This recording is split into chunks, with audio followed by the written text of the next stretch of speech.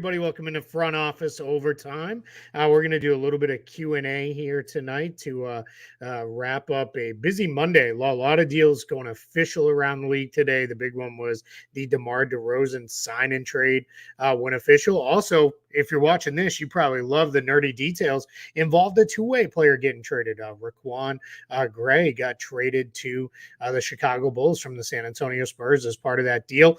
Little tidbit of news within that. It looks like Harrison Barnes is probably going to have to waive his trade bonus as part of that trade, as well as Chris Paul will probably convert some of his contract into unlikely bonuses, but they'll probably have language where he can very easily hit those bonuses to make it in underneath the salary cap. The Spurs, very likely that's how everything was done. We'll see how that all kind of comes together, and we'll go from there. Start loading up your questions in the chat here. We'll get into all your questions throughout the course of the night. I am going to warn everybody, we're in the middle of some really crazy thunderstorms here in Orlando where I am. So if we end up getting bounced out early and I just all of a sudden disappear, it is what it is. I apologize, and we'll get back to it tomorrow. You just got me tonight here on Overtime. Trevor is working on other stuff or maybe taking some time off. So hopefully he is just relaxing right now, and we'll kind of give him the night off. But go ahead and load up those questions, and we'll get into everything that y'all want to know about right now. Let's see. Would I trade Jaylen Brown for Trevor? No, I don't think I would do that. Let's see. Grizzlies Jazz Summer League game. Yeah, it's on TV right now. We got Walker Kessler and Zach Edey were going at it a little bit ago. There, Walker Kessler, rare third-year guy playing in Summer League from this. So, yeah, it's interesting there that's kind of he's out there. But, yeah, we'll see how that goes for him here, and we'll figure all that out. So, all right, we got our first super chat coming in. What is a reasonable Lakers Wendell Carter trade? This comes up a lot. It's going to take a first-round pick, and it's not going to be able to be a regular first-round pick that's like protected or anything. It's going to have to just be a straight-up first-round pick.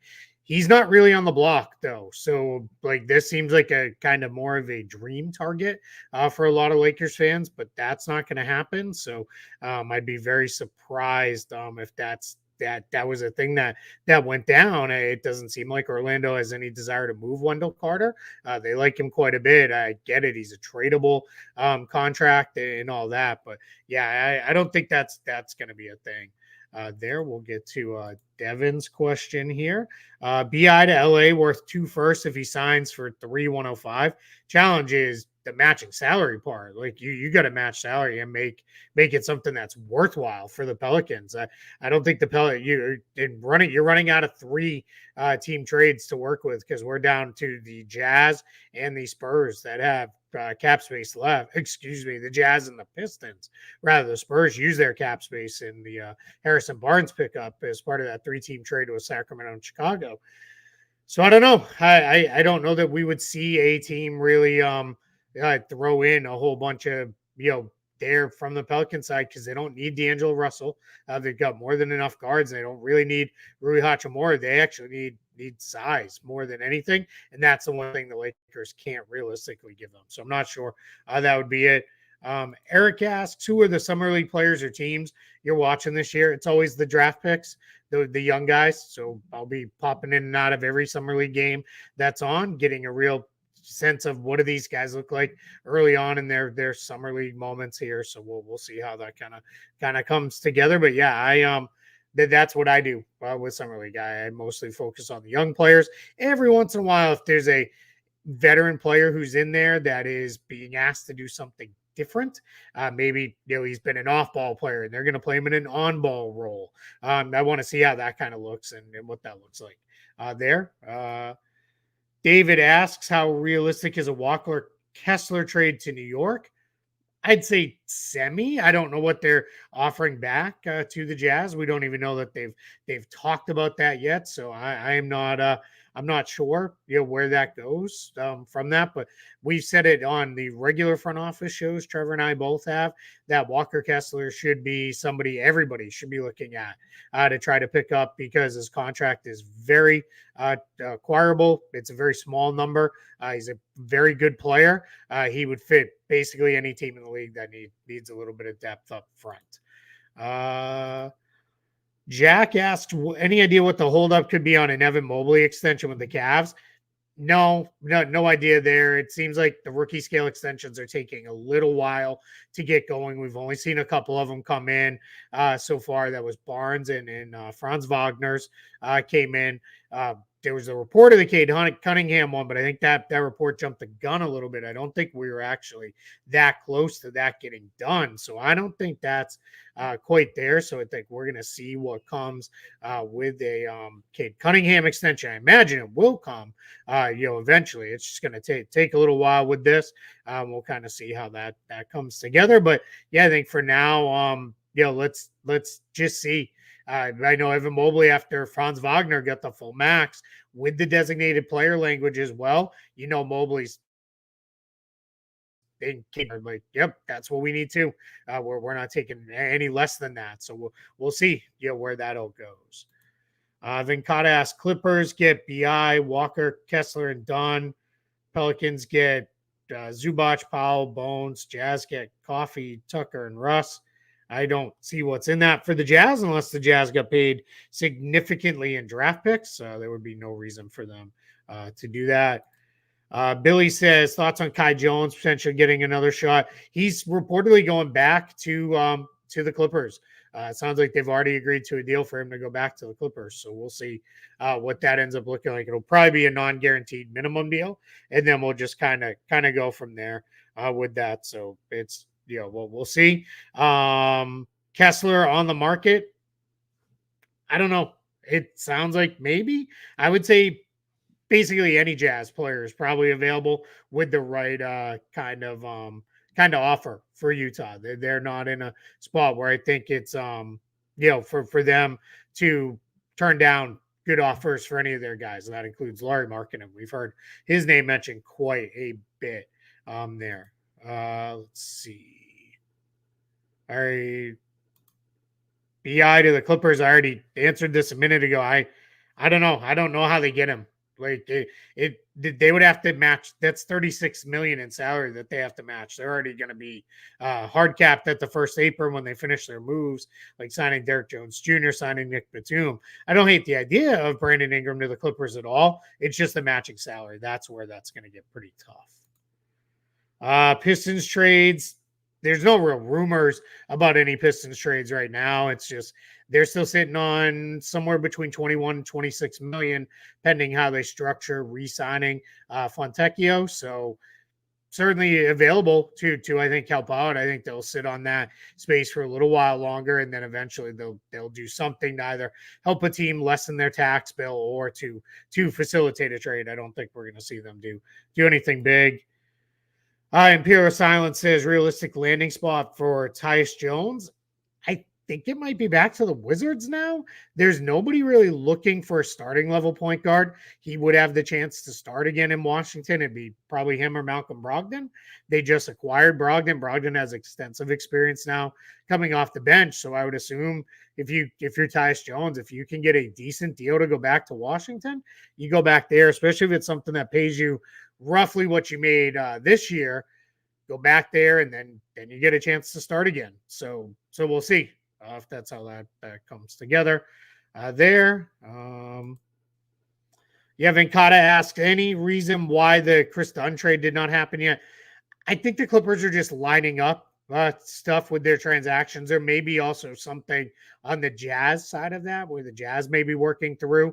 I think there's a chance too this could get tied into the Russell Westbrook deal if he ends up going to Denver. That might be how they do some of the salary matching for Dunn. But yeah, there's no reason necessarily jumping out to me why Chris Dunn hasn't happened yet to the Clippers. Maybe there's a snag. Maybe it's not going to happen anymore. But we haven't heard anything more about that deal other than it looks like there was something there and it was going to be a sign and trade, but we haven't heard anything else from that recently.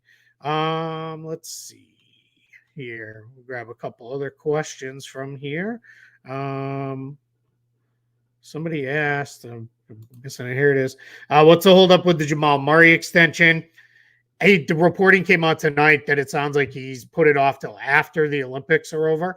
That's when he wants to talk about it. So I think that's that makes sense for him to put it off. No reason to rush it right now, and then we'll see. I don't know that he's fully in on taking the extension right now when he could still try to play his way in All NBA status and qualify for the bigger extension. So we'll see. There's a lot to be still decided for Jamal Murray as far as an extension goes. There's a lot of questions about Cooper Flag. So I live down, like, I'm only like 20 minutes away from Montverde Academy, where I live. So I've actually seen him play quite a bit in person.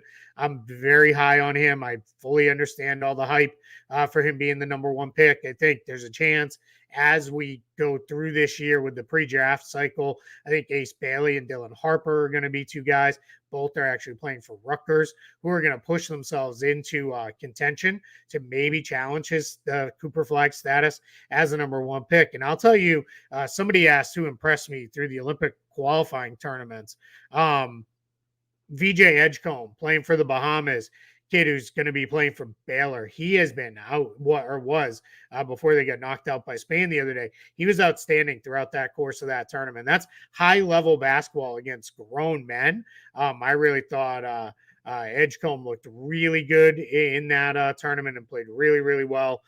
Held up nicely, did a lot off the dribble, a lot of playmaking out of him, which I didn't necessarily expect to see. I thought he was going to be more kind of developed as a scorer. But yeah, I think he's going to be really, really good eventually too. So those are just four guys. And then there's a handful of other guys. Traore over in France is another kid. Nolan, I think is his first name off the top of my head. Maybe it's Noah. I'd have to look that up. But I don't want to take away from our little Q&A here. But he's going to be another player. Next year's draft class is loaded. And then the one after that, you got Cam Boozer and AJ DeBonsa.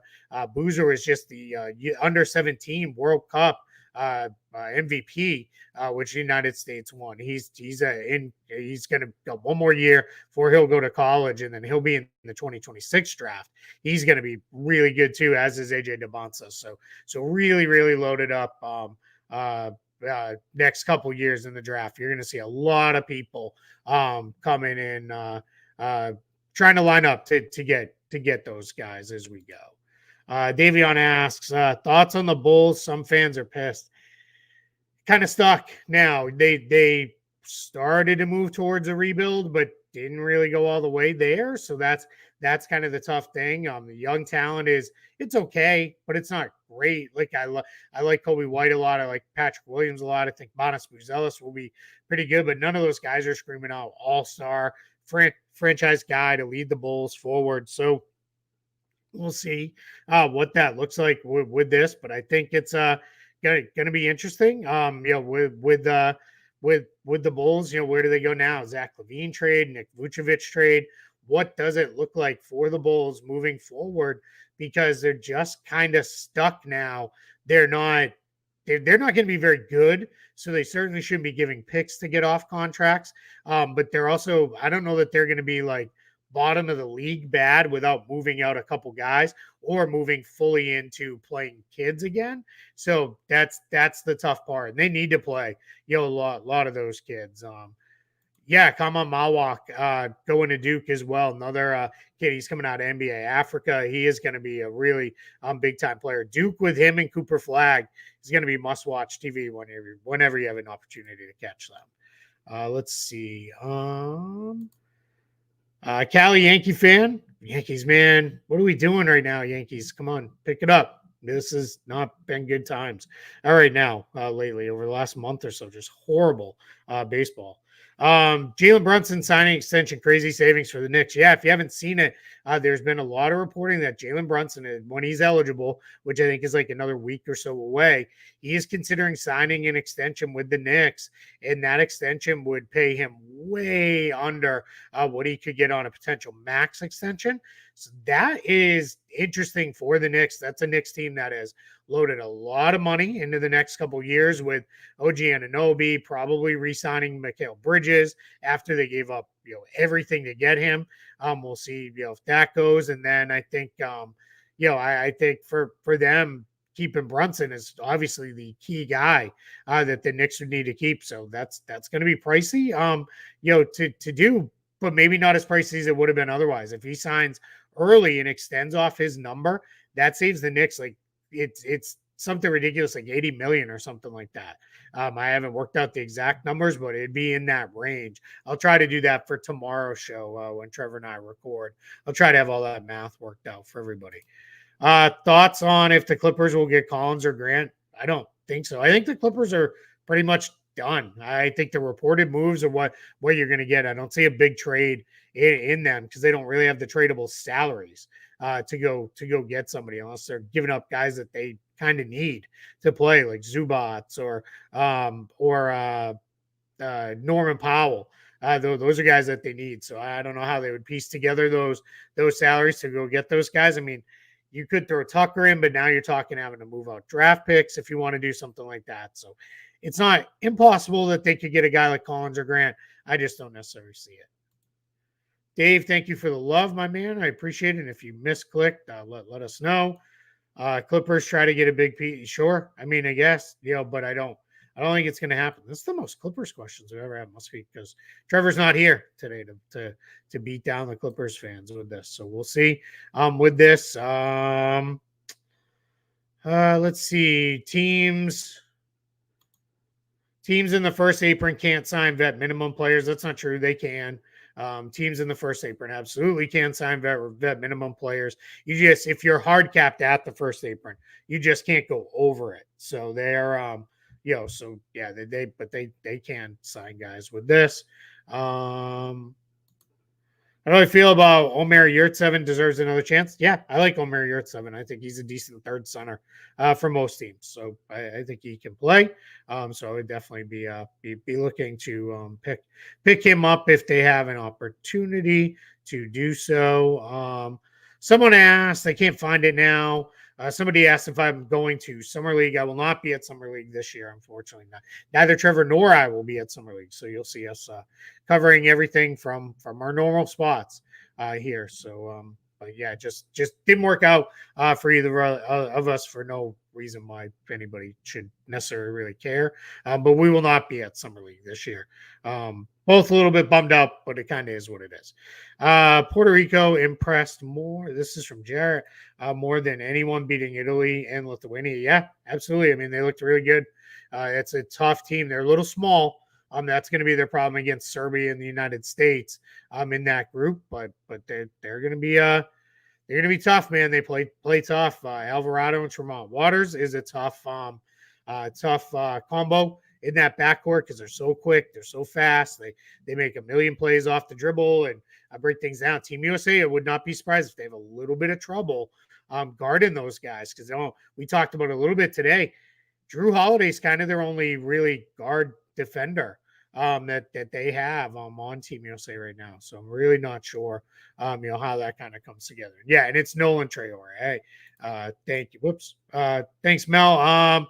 Landry Shamet. Yeah, we'll see. With that, I appreciate the love. He's somebody that I could see a team picking up. I think he's, still a good shooter, good off the dribble guy a little bit. Nice bench guard to have for depth. Was a little overpaid on the contract he was on. So no reason why Washington wouldn't move on from him. But yeah, I think there's a chance.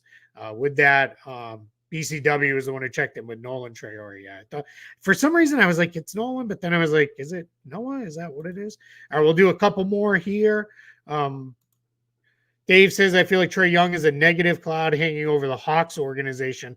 What is the word around the league? Same as it's always been. Incredible offensive talent, star level player. Have to have a team and a system where it kind of orbits around him. Otherwise, it may not work for him. And then you're not going to get much out of him defensively. So you have to have the right kind of defenders around him to protect him and cover for him. And the contract is big. I've never heard anybody suggest it's an overpay or a bad contract. It's just a tough number to move. That's why DeJounte Murray was much easier to move than Trae Young was. Just the guy, thank you for the love, my man. We appreciate you. Causing Lyric says, is Brandon Ingram a real option for the Lakers? I don't know. I think the challenge there is the Pelicans need size more than they need any kind of guards or wings. And the Lakers really only have guards and wings to trade. Probably have to be a 3-team trade that delivers some size to New Orleans. So start looking at Detroit or maybe Utah in a position like that where maybe you could make some kind of 3-team deal work. But yeah, New Orleans is in a weird spot right now. If you pull up there, I gotta have Trevor show me how to pull up other screens and stuff because I don't know how to do that. Otherwise I would. But you gotta have if you look at New Orleans cap sheet over on Spot Track, you're gonna see Zion, Brandon Ingram, now DeJounte Murray, and CJ McCollum. That's a lot of guys making 30 million plus, and Ingram needs signed after this year. That's been the big thing that I've heard is holding up the Ingram trades is the Pelicans aren't looking to give him away by any means. They want a real return for him, and you have to re-sign him if you trade for him because he's a free agent after the year. So you're either going to have to extend him or re-sign him, and that's been one of the challenges that's gone on there. We'll do one more here. Can the Grizzlies be a sleeper for Lauri Markkanen? They have picks and lots of young talent. They do, but I don't know. I don't know if Memphis, that's the big move they want to make right now. I'm really not sure. I really don't know. I'm really not sure. Orlando. I'm just picking a couple here on the fly as we're on our way out. Is Orlando done? They make a play for Simons. No, I think they're done. They've got a lot of guards right now. Their starting backcourt will be Suggs and KCP. Then you have Harris and Anthony behind them. And then you have Anthony Black, or that's Cole Anthony. Then Anthony Black as the 5th guard right now in that spot.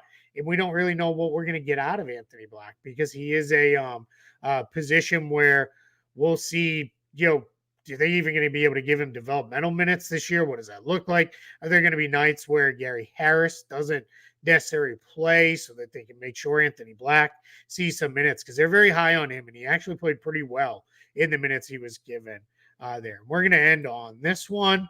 Been a big fan, been listening to you and Trevor for years. Keep up the great work. Appreciate you guys for the love tonight. Thanks for hanging out for about 25 minutes or so here. This is what NBA front office overtime is meant to be. Quick hit shows in the evening. We'll do these throughout the course of the summer when we can. Later in the summer, we'll get into different stuff, talking about the season coming up. Trevor and I did kind of a meeting today about what we want to see from the show moving forward, some stuff we're going to do that we think are really going to try to elevate the profile of the show, including trying to get some guests on to give us different perspectives about other teams and other players in the league, things like that. So a lot of cool stuff coming down the line. If you're new to the show and you just popped in to this stream because you happen to see it was live, please subscribe and like. Let's get a like spike going over on YouTube. I'm using my streamer lingo, guys. Come on, help me out here. A little like spike going on. There's over 500 people on just the YouTube side. Let's get that done and let's go from there. So we'll see where we go on the next one for front office overtime. But thanks for hanging out, and we will see Trevor and I back with y'all tomorrow for our regular recorded episodes, and maybe we'll do another front office overtime tomorrow night. Thanks for hanging out for a little bit tonight. Appreciate y'all. We'll see you next time.